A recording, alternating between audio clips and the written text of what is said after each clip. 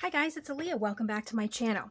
So I am now in part 2 of my altered playing cards. In the last video, if you remember, we basically made the bases, but the problem was with all the Mod Podge I put on it, I had to wait for it to dry. So I let it dry overnight, and then actually before I got on camera, I sewed around all of the edges, as you can see. And I ended up doing it with a straight stitch. The first one I did the zigzag stitch, but I felt like it took up too much room on the card. So I switched it to a straight stitch, and I think it, I don't know, I think it's better. So I have 14 cards.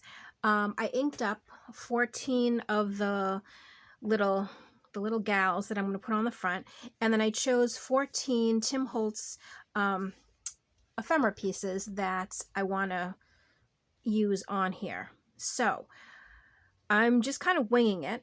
Let's try to make some. And let me just make sure I'm in. Okay, so if I stay right there, it should be good. All right, and I'm not taking anybody in order. I'm just going to grab one.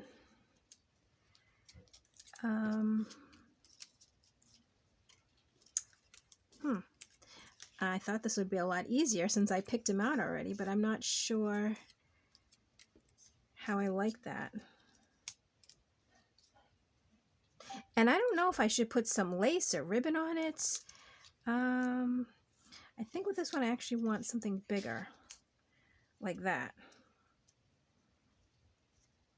I mean, we could put some lace or something right there. Maybe. So you know what? As I have this, let's put this on first. That way we can kind of like, I don't know, build as we go. And if I decide to put some lace on it, I'll put some lace. If I decide not to, then I won't. So let's see. And I'm using art glitter glue, and I'm thinking that's going to be okay. Because, I don't know.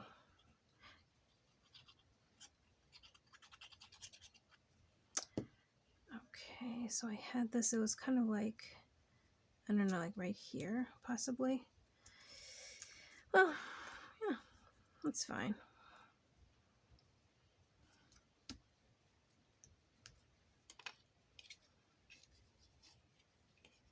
You know what? Where's my, oops, my bone folder's a little bit better for that. Okay, and this little doll. And the paper that these dolls are printed on it, I don't know what it is. It kind of feels like a linen paper, sort of. It's a little thicker than regular paper. But it's a nice weight. I mean, it stands up pretty good. It's not so flimsy is what I'm trying to say. But also at the same time too, it's not so thick either. So, all right, so what we're gonna do, I think first, we're gonna put this on, and then we can always go back and decide after what we might wanna maybe further embellish it with, if anything. I mean, I might not embellish anything on it, but you never know. Let's see. Something like that I like. Okay. And I think maybe after I finished the first one, or I completed the first one, now it sort of feels like, oh, okay. I feel like it's going a little bit smoother. So hopefully this will go pretty fast, and then we can see what we have. And the nice thing I noticed too about inking the edges and then doing like Mod Podge over it, it makes the cards look really a lot more vintage. You know what I mean? Like, doesn't it look really vintage? It's really grungy. I mean, oops. Look at this one too. I love the way these came out. I actually was really excited when I came in this morning into the room, before I logged on to work, and because I had them all over the desk, so I had to clean that up before I could have logged on. But I saw them and I was like, oh wow, it looked even better this morning than it did last night. Like I thought it, I mean, it looked really good last night, but I don't know if it just darkened or something, which I don't know how it would darken, but it looked darker, looked much more aged. So I was really excited to see how it turned out.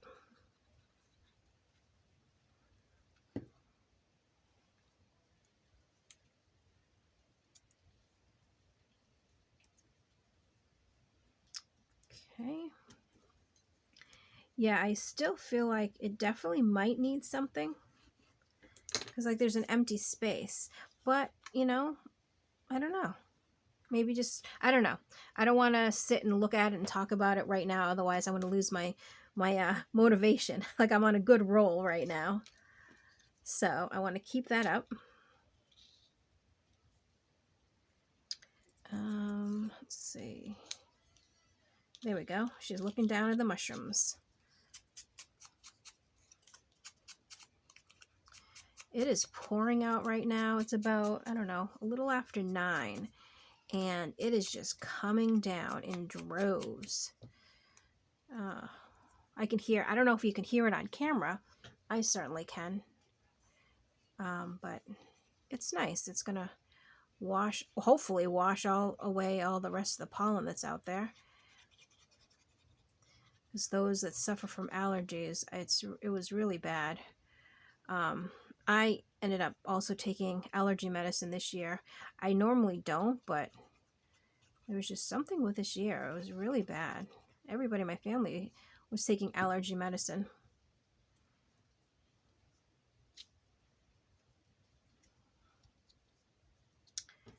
Okay. And I know when it rains, it kind of washes all the pollen and everything away, which is nice. So tomorrow when we wake up, I don't know if it's still actually going to be raining or not. I didn't look at the forecast. I know that the temperature, this weather this week was just so strange. It started, you know, somewhat warm, and then it went up into like the high 80s, and I think at one point it was like in the 90s, and then all of a sudden today it dropped down and it was freezing. I don't know what it was, honestly. I didn't look at the temperature, but I definitely grabbed a sweater today, and I was wearing a sweater around the house. Like I really didn't want to turn the heat on, only because I was like, you know, we were sweating yesterday and now all of a sudden it's freezing. Like I mean, I could have turned it on, and actually once my husband came home, he ended up turning it on for just a little while, which was fine. But it was kind of like if you turn the heat on, it kind of makes the cold feel real. I don't know. That sounds kind of weird, but yeah. I just didn't want to admit that it was so cold, I think. Even though I had my fuzzy socks on, I had my my sweater on. So, and then I think it's going to be kind of chilly all weekend. I don't know about Memorial Day, Monday, because I know a lot of people have barbecues and stuff. So hopefully it won't rain. I mean, if it's chilly, you know, it's okay. It can be a little chilly, but the rain, hopefully it won't, because I know a lot of people want to be outside and do their cookouts and, you know, the get-togethers. So we'll see how it is. Me, I will be at home. I don't have any plans. Not that I know of. I mean, I usually don't. I'll probably be crafting.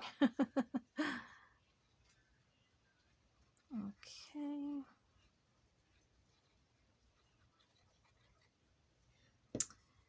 Here we go.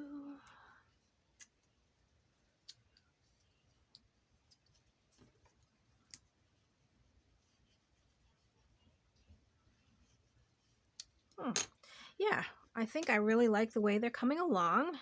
It's really nice. And let's see, how about, should we do a nice little, oops. I didn't know if this one was too big. I feel like, I don't know. I'm going to have to wait. I might replace that one. I feel like it's a little too big for the card. Not that it's bigger than the card, but I feel like it's just an image that is bigger than I would want on the front. Oh man, is it me or am I having trouble with this? How about, what about her? Yep, that works. I don't know why I always get a little nervous when I'm trying to make decisions on camera. I feel like, oh my gosh, there's so much pressure. I have to make the decision. And I think I make it worse for myself in my head. But who knows? It's funny that way. Because if I wasn't on camera, I bet these would already be done. Because a lot of times when I'm just, by myself working, I just do, and if I make a mistake, like I don't feel, I don't know how to explain it. It's not like a fear, but if I make a mistake when I'm not on camera, it's kind of like, oh, well, I just kind of keep going. I feel like if I make a mistake on camera, then it's just like I get more nervous about that I'm going to do something wrong. Even though in junk journaling or in crafting like this, there really is no wrong. It's not like, knitting or crocheting where, if you miss a loop or a knot or whatever, a stitch, then it could, potentially kind of throw a wrench in your project. But with junk journals, even if you make a mistake, a lot of times, you can do something about the mistake. Or the mistake sometimes turns out to be somewhat of a happy accident. And you're like, oh, or you fix it and move on. And it's completely fine. So let's see.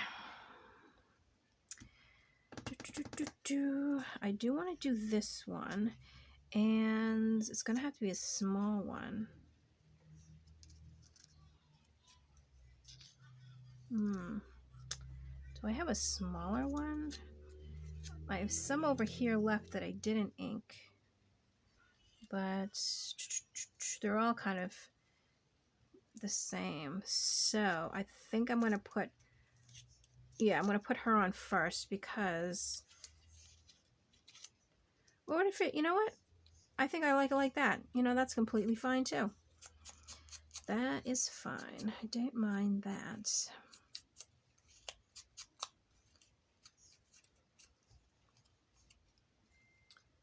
I feel like this is emptying, but when I hold it up, I see the glue, so I have no idea. No idea.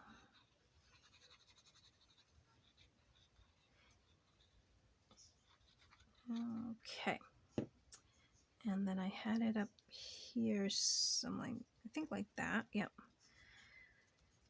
That is good.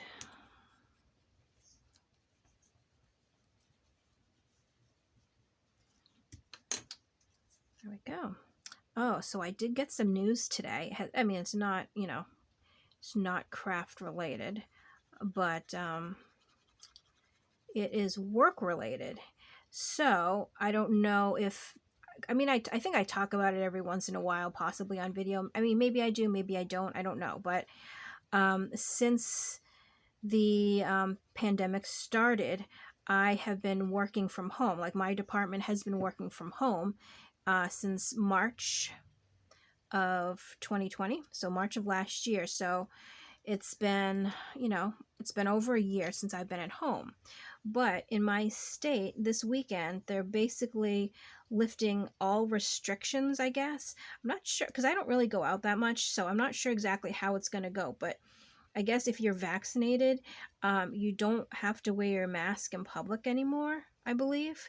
But they're basically opening the state up for, I don't know, business as usual. I don't know if that's what you call it. So in my job, they are starting to bring back like the back office people, because I work at a credit union. So, I mean, this whole time, obviously, the tellers have to have been there, and the managers of each branch have to be there because they're the ones that service the members. Every day. But the back office people have been, they don't service members, they don't come face to face with people on a daily basis. So we've all been working from home. But now the state is opening up, and the restrictions are getting a little bit more lax. And the president of the credit union says, it's time to come back. And then the way that we are doing it is, the way my department is doing, because I think some of the back office departments might be doing it a little bit different. I don't know, and I don't want to say, oh yeah, this is what we're doing, because I don't know how they're doing it. But for me, for my personal schedule, and my schedule differs a little from the other people in my department. We all have a little bit of a different schedule. Goodness, I will be working 3 days in and then 2 days remote. So it's like Monday, Wednesdays, and Fridays, I'll go into my workplace and work. And then Tuesdays and Thursdays, I'll be working from home. So, which I think I'm fine with. I mean, I don't know. Like I said, I don't really go out. I do the food shopping on the weekends. And my food shopping and my errands all wrapped up into one, but that really just means I go to the grocery store and I go to Walmart, and those are my 2 stops, and then I go home. So, I mean, I haven't really been out. But I feel like even before the pandemic, I never really went out anywhere. Oh no, that is not true. I take that back, because I used to go to estate sales every weekend, and I used to go to the flea market.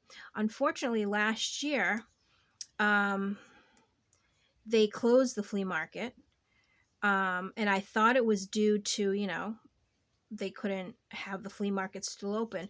But apparently the land that the flea market, like the whole place was set up on, I guess it was sold. So I don't really know what's going on with that, but so I haven't gone to the flea market. The estate sales, they've kind of stopped for a while, and then they were doing like the online estate sales. But I think, well, for me, going to the estate sale and like searching for treasures, that's the fun part about the estate sales. Like I wouldn't do, because technically I'm not looking for anything valuable, or so I just like kind of like the hunt, the hunt of finding something and uncovering it, and finding it in an old box or in a closet, or something like that. I think that's kind of like why I liked going to the estate sales. But I haven't gone to any in over a year, I think, or about a year. And I mean, the estate sales, they're back now, and they've been back now for a few months. I just personally have not gone. So that's one thing that I used to do all the time. I also, and it's actually been a while, but I used to take my younger son hiking every weekend in the woods near our house. There's a big reservation. It's called the Lynn Woods Reservation, or I don't know. We just call it the Lynn Woods. And I mean, there's miles and miles of trails and things to see, because there was, back in, I don't know, the 1600s, the pirates discovered our area first, kind of. They came up from the ocean, up the Saugus River into Lynn. And so in the Lynn Woods, there's some landmarks left over kind of from when the pirates used to be here. And there's this one thing, it's called Dungeon Rock. And it's really, really neat. And so we used to hike to Dungeon Rock. And it's basically, because I've never I think once a year they open it for a couple days, only because it's sort of dangerous and you have to, I guess, have the right weather conditions and stuff. I'm not sure because I still haven't been able to get there. Um, but what it is like when you're hiking up to it, it looks like these two huge or rock formations. Um, I mean, natural, huge rocks, and it's kind of like up on sort of like a little, not mountain, but you kind of have to hike up to it. But then if you go between the rocks, there's this door, and it's so neat. It's a door. Well, now they have, like bars on it so people can't go down. But when they open it, you go through the bars and you go down into this cavern. And I don't know how far down it is. And it's supposed to open up into this big kind of cavernous space. I mean, you can go online and you can research it and you can see pictures and stuff. But I feel like one of these years when it opens, I want to go see it for myself, really, because it's just so neat and it's just a part of my town's history. Um, so supposedly the story is, there was some pirates that had their treasure buried in that cave. Obviously, I don't think it's there. I think it's just, a little old wives' tale, because if there ever was treasure, it's probably been found or whatever. But that's always so neat. So, we go up there, we hike up there, we look through the bars, even though you're staring into really nothing. But it's a fun little adventure. And then on some of the trails, there's like foundations. You can see that there were houses maybe, hundreds of years ago built, and the houses, they weren't that big, but you can see kind of like a square or whatever, off the side of the woods, which I always think is so cool. There's also, why can't I think of what it's called? High Rock Tower? No, because High Rock Tower is right next to me. There's another tower. There's this big stone tower, and we hike there, and then sometimes it's open where you can actually walk all the way up to the top of the tower, and then you can just see for miles, and it's so neat. So that's a fun place to hike to. There's also this other spot. It's basically, I think it's probably the highest point in the woods, but once you get up there, you can just, oh, it's beautiful. You can see basically, for miles, again, because you're at the top of it's not really a mountain. I mean, I don't think it's a mountain. It could be. I mean, the hikes aren't like, anybody can hike it. You don't need special hiking equipment or anything. It gets elevated at times, but it's not like, we're not mountain climbing is what I'm trying to say. But it's really fun. And there's different things you can try to find along the way, which is always fun too. So yeah, we used to go every week or every weekend.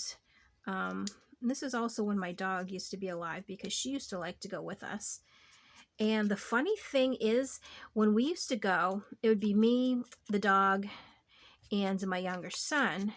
And, we used to go and we used to hike and explore, and I was never afraid.